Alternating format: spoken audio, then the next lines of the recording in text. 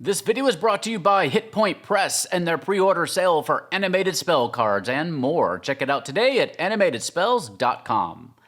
Hello and welcome to the Gallant Goblin. We're going to start upping our coverage of Starfinder and Pathfinder going forward because Paizo releases so much cool content that I don't want you to miss out on. And some of it can be used in other games as well. And many thanks to Paizo for sending us this material to share with you. So let's just jump right in and see what's new for Starfinder in September 2021.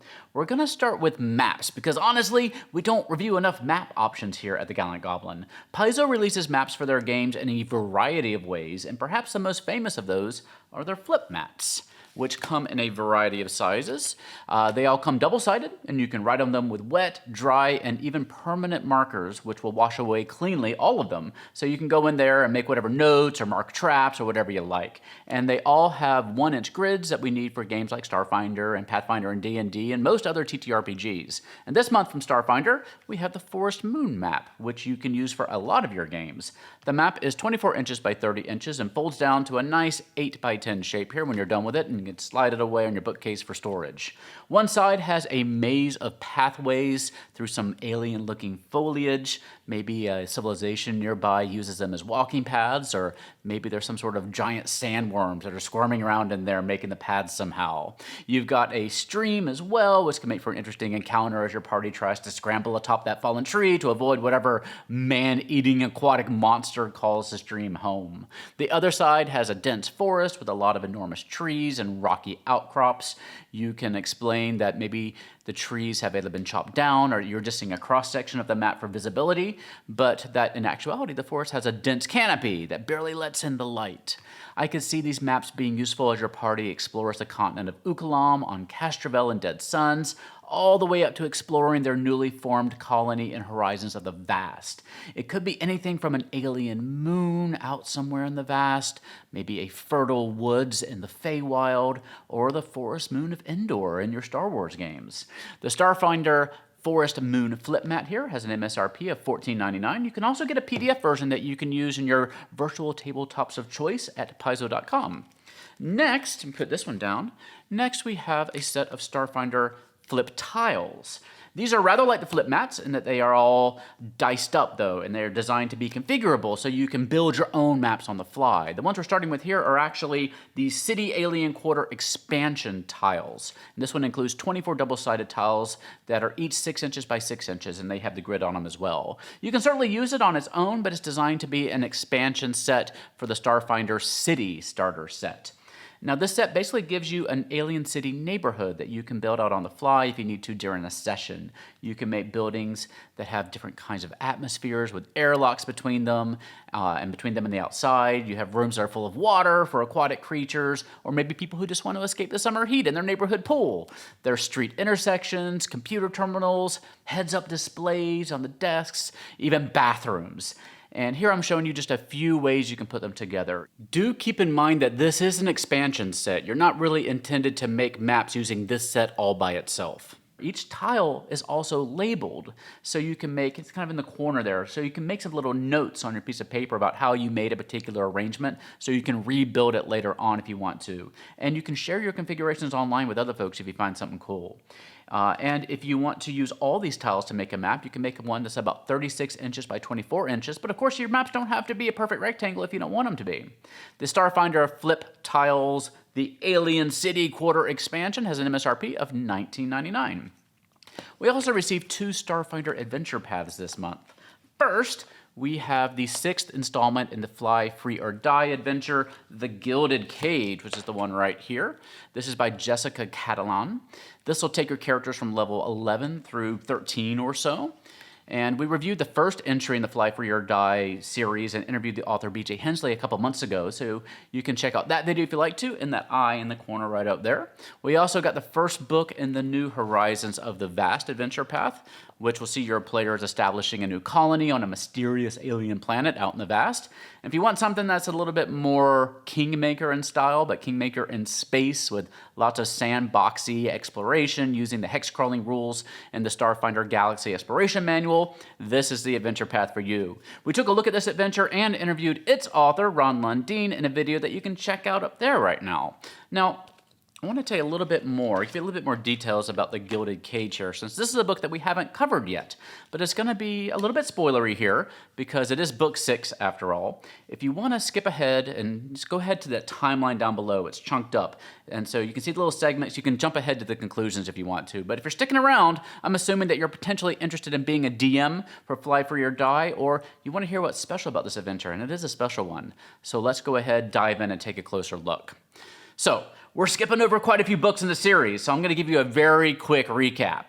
The PCs are basically contractors who work for EJ Corp doing deliveries and other rather mundane jobs usually. EJ Corp has developed a spaceship technology that drew the attention of a crime boss named Sinjin. Sinjin manipulated the PCs into stealing the technology from them, and then he double-crossed them.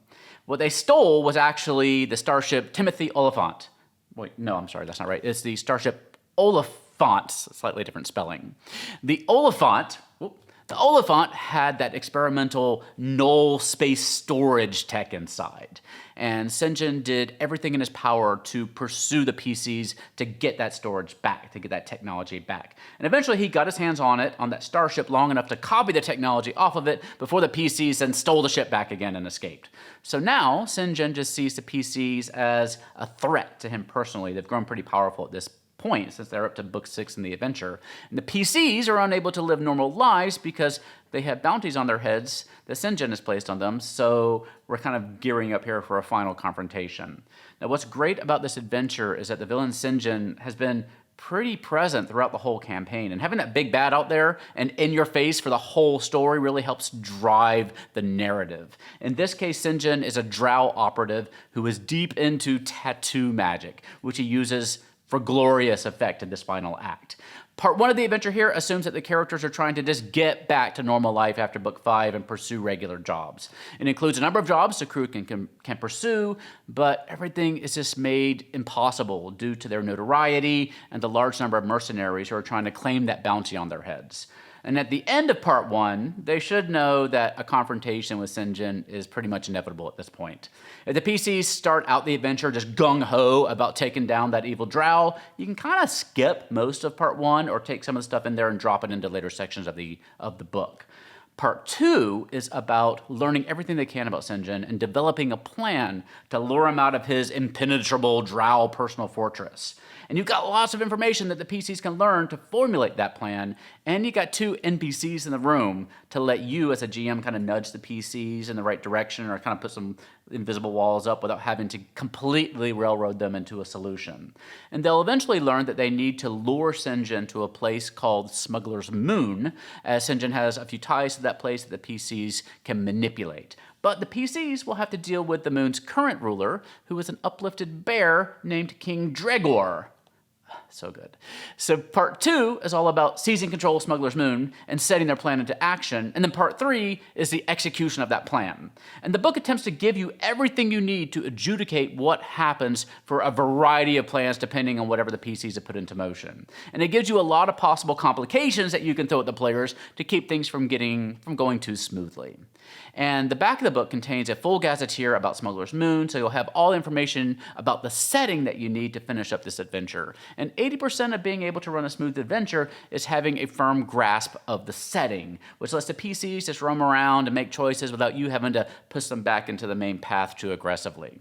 This final book does just about the best job I've seen of giving the PCs enough information to set up an intricate, open-ended scheme and then giving the game master all the tools they need to make sure the PCs can run their scheme in a fun way with enough complications to keep things interesting. Some Pathfinder and Starfinder adventures can be accused of being quite railroady, I feel, but I can't imagine 2 playthroughs of the Gilded Cage here being all that similar. This seems like a very strong climax to the adventure, and if you're thinking about homebrewing or writing your own adventures in which the PCs can plan out a complicated trap like this, the Gilded Cage is a good example to learn from. This book also gives you lots of content that you can use to continue the story beyond the end of the book. And you can also just roll them into the Devastation arc adventure path, which goes from levels 13 to 20. We reviewed the first book of that path, what's called Waking the World Seed, in a video that you can see in that eye up there now. Finally, the Gilded Cage gives you lots of tattoo-based player options and some new aliens and alien worlds to add to your repertoire. It has an MSRP of $22.99 for the softcover book here and $15.99 for the PDF. Finally, let me tell you about 2 new Starfinder Society modules. These are great to use as one-shots at home, or if you're participating in a Starfinder organized campaign, these are the ones that you'll be playing. They're divided into seasons with an overarching story. Hi, Tilly. Tilly's coming to join me up on the table. They're divided into seasons with that story arc, and I actually strung together several of these Starfinder Society missions from Season 1 into my own campaign that I was pretty proud of. But now we're up to Season 4, called Year of the Data Scourge. And if you picked up the recent Starfinder Humble Bundle, you got a little bit of a taste of that year. Tilly, you gotta pick a side. This month, we've got 2 new sessions to look at here. We have Season 4, Module 6, which is called Combatant's Concerto, I suppose, Prelude to Revolution by Shay Snow. This is for levels 3 through 6. This adventure focuses on the tensions between the Vesk and the native inhabitants of the planet Vesk 6. That would be the cat-like Patras, who have resisted Vesk colonization despite the Patras' kind of comparatively lower level of technological achievement. The Vask, in charge of the planet, have kind of misguidedly decided to hold this big gala to celebrate the Patras' so-called surrender and the newfound peace between the 2 races. So you can see how this won't go so well. And well, a violent insurrectionist group is threatening the gala, and it's up to you, the Starfinders, to find a solution before too many people get hurt or killed. Starfinder Society missions often make use of Paizo flip mats, and this one specifically uses the Starfinder flip mats called Starliner and Warship. You can pick up a PDF of that adventure for $5.99 on Paizo.com. The other Starfinder Society mission this month is Module 7. The last one was 6, this one's 7. This one's called A Haven for Scourged Machines by Nicholas Wasco for level 7 to 10. Now, some Starfinder Society missions are more or less standalone, like Combatant's Concerto that we just talked about. Others, like this one, directly tie into that season-long plot, or sometimes other subplots. This one directly links to the metaplot and to the faction subplot for the Second Seekers. This is the 4th metaplot scenario for the season after modules 1, 3, and 4. So long story short, there was a wave of cyber attacks across the solar system, across the Pact World system, that threw everything into chaos. At the same time, an army of unidentified robotic attackers swarmed into the Lore Spire complex, which is the home of the Starfinder Society on Absalom Station. And in this scenario, you follow leads about where those robots came from to a space station out in the vast, which ends up being this factory pumping out these robots. While they're scouting out the factory, a hostile AI starts taunting them and attacking them, and it's up to the Starfinders, you guys, to put the place out of commission while learning as much about it as you can. This mission uses its own unique and included map. You can pick it up on the PDF for $6.99 on Paizo.com. So overall, it's a real strong month for Starfinder. If all this sounds intriguing to you, but you don't know how to get started with Starfinder, leave me a comment down below and I'll see if I can guide you to the start of your journey. You can also check out the Starfinder beginner box in that eye in the corner up there. Now, if you're a 5e player, don't forget to check out the sale going on right now at Hit Point Press for their new expanded line of animated reference cards. These absolutely beautiful spell cards have 8 frames of lenticular animation on the front and all the spell details you need on the back to cast the spells in your game. They have decks for spells of all levels, and I cannot tell you how much fun they are to have at your table while you play. They also have animated cards for conditions, townsfolk NPCs, and 2 in-game items, the Deck of Many and the Deck of Illusions, plus animated cards for Humblewood. Check them all out today at animatedspells.com. And thank you for watching today. I hope you enjoyed our expanded Starfinder coverage. We should have videos like this each and every month going forward, is my hope. And stay tuned for our monthly Pathfinder video as well, plus a video about the new Pathfinder sourcebook, Secrets of Magic. You can come join the conversation on Discord, Twitter, Facebook, and Instagram. And come join our Patreon family to help shape our coverage and get behind-the-scenes scoops at patreon.com/thegallantgoblin. And see our merch, including some Starfinder-inspired kobolds, at gallantgoblin.com/shop. For now, though, please stay safe, have fun, love each other, and I'll see you next time at the Gallant Goblin.